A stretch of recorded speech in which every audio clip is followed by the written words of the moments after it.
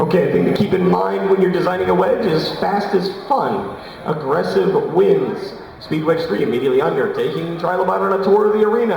And into the wall. That's how you win a wedge fight. Oh, Trilobite on the side.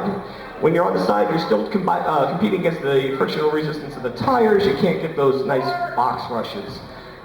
It looks like they're about equal on who's lowest. It's really over flatness of the floor that's deciding these exchanges. Jockeying for position, trying to line each other up.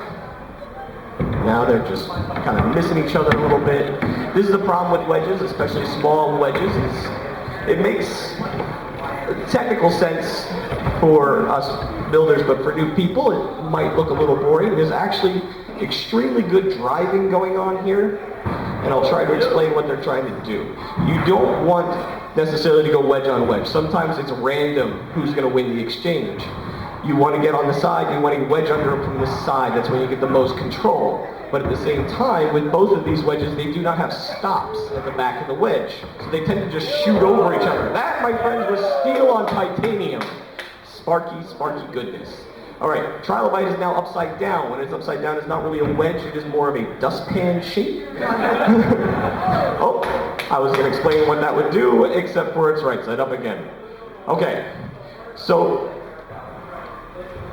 jockeying for position. My eyes, I'm not a judge, but to my eyes, it's pretty even so far. Both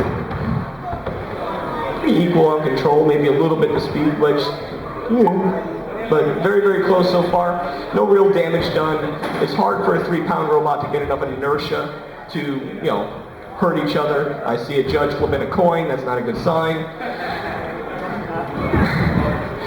Oh, upside down again. Okay, so now with a dustpan shape. In general, a dustpan is very good at getting under people, except for the fact that it has less force pushing it down into the floor, because it might be sitting flat on the floor, the edge might not be pushing down. That is another thing to deal with these 4-wheel wedges. The only weight you really have pushing these wedges into the floor, getting you low, is the weight of the wedge. They're trading the controllability. It's easier to drive a 4-wheel robot for pressure on the lip of the wedge. Now with a dustpan, when Trilobite is upside down, he can't, Speed Wedge 3 is not going to get lifted off the ground when he hits him. He's just going to kind of push, which makes his life a little harder. Ooh, some good moments here from Trilobite, and the egg snuck up on us. That's not going to be an easy one for the judges. It's always hard to judge wedge on wedge. Waiting for a decision. Judges are conferring. They look confused. We might not have one too higher transients for judges.